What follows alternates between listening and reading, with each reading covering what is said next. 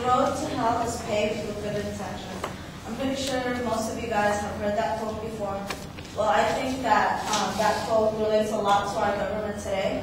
The United States is always trying to help other countries and is always involved with other countries, whether it's trying to help them financially, get them to transfer to democracy, or with special cases that pertain to them. In recent case, we saw that when Libya's president didn't want to move out, President Obama came in and told them to come out. And also we did the same thing with Egypt. We always interfere with other countries' problems because we feel like we have that responsibility that we should help other countries. But although it seems that our intentions are good, we end up creating more harm than good.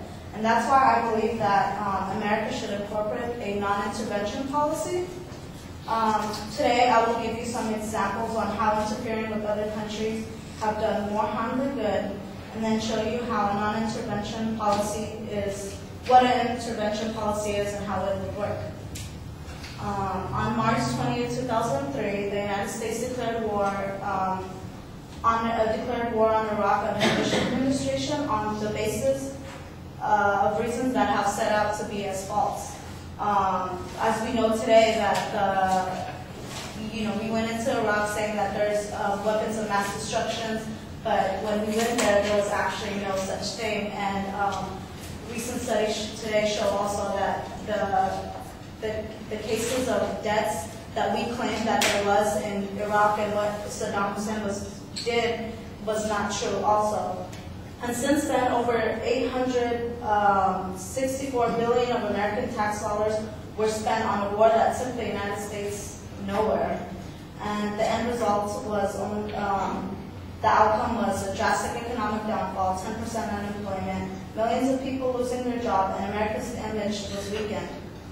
I believe that many people went along with this war because they felt that we were saving lives, that we were helping them, transfer to a more democratic life, taking out a dictator, or helping them flourish as a country.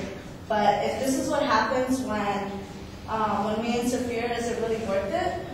According to justforeignpolicy.org, the Iraqi deaths due to the invasion was roughly about 1.5 million people died in the war. So imagine all the lives that have been taken due to this war and the lives that could have been saved if we didn't go in. It's not that Iraq today is more democratic, because it's not, and it's no different than it was back then. In fact, the economy has gone down drastically, as well as their lands being destroyed due to this war. I know it seems that I'm only giving an example of the war in Iraq, but all our other interventions have not helped benefit our country at all. Such as the war in Afghanistan, us aiding Israel, and the aid in Egypt's elections. They are still making us look bad and are costing millions of taxpayer dollars. Just recently, 7 civilians, including 6 children, have been killed in an airstrike in southern Afghanistan, BBC News states. Imagine all the animosity that we have caused through all these innocent people dying. Unfortunately, war does that. We end up killing people that shouldn't have, been there, and killing civilians, and and a lot of people get hurt along the way. And when we just go into this war of terror act that we're trying to do as America today, we end up creating more terrorists than us killing them. Yeah, right now we're almost done with killing all of Al-Qaeda or getting rid of them, but through these deaths we're making more terrorists hate us and more people come at us and want to get back at us. According to pewglobal.org, an organization that takes surveys of people's views around the world, states that favorable views on the American people ranges from 66 to 82%. However, their confidence in our government is only 37%. Should we not let these people down and stand up for what's right into making our country a better country? those people believe that we have good intentions and that, they separate us from our government. That's why the rates are more confident. But, and they're hoping that us as people can make a difference instead of letting our government make the wrong decisions. Now I'll go into what a non-intervention policy is and how it would work. A non-intervention policy does not mean that we isolate ourselves from the rest of the world. It just means that we don't interfere with other people's problems, other countries, and try to fix them. As we saw today, as we saw earlier, this does not benefit us in any way. We can simply do this by being more involved in our government, politically involved that is, and it is easy. It's easy for our government to kind of convince us to approve of their decisions because we're not aware of the consequences. But now we can look back and see how interfering with these other countries did not benefit us. I know that a lot of people feel that our opinion doesn't count and the government will do what it wants regardless, but that's not true. Why else would our government want images in our face of children being killed and want that Saddam Hussein is the reason for all these mass killings. It is basically to get us on board with what they're doing. And, but we can not do that and not fall into what they're telling us. And, our voice can really make a difference. According to zfacts.com, our national debt is $14 trillion and rising every day. And the cost of war in the United States so far has costed us $12 trillion. Our economy and our future depends on a non-intervention policy, and that's why I believe that a non-intervention policy is the right position we should take right now. Thank you.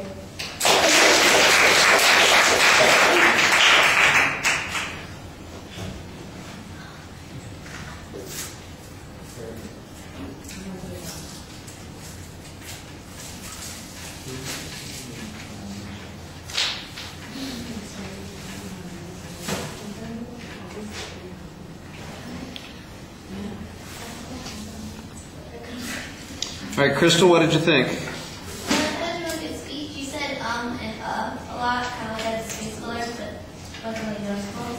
You, as like a nervous tick, you would play with your hair and kind of push it out of your face, but that's reasonable. To me, it kind of didn't feel like a persuasive speech, more of like an informative about what we're doing with the war and what's going on.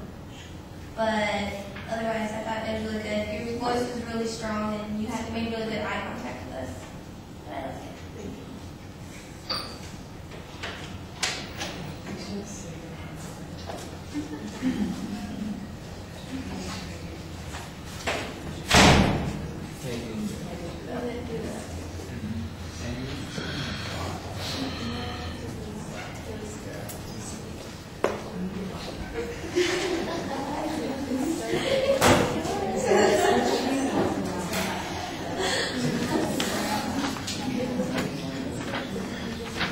All right, there are several things in the speech that I think are really positive. I like the opening. I think the way you talk about the subject gives anybody who would even have a different point of view willingness to listen to what you've got to say. So I thought the setup there was good. I do think you need more of a preview of what the contents are going to be. And during the body of the speech, I thought that there were some problems with the organization, but I could always tell that you were moving forward on your argument. And so although sometimes it could structurally be a little bit clearer, it wasn't that it was impossible to follow.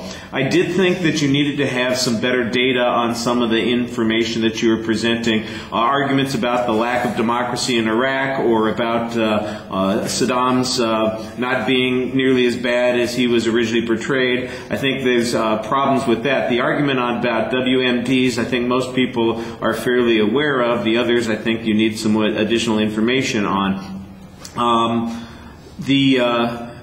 I thought the issue of animosity was an interesting one, that we could be creating problems here. I do think that it needs to be proven a little bit more. You make a claim that says we're creating more terrorists as a result of this, and I think that you need to show that a little bit more strongly. I don't know that I was entirely convinced on that.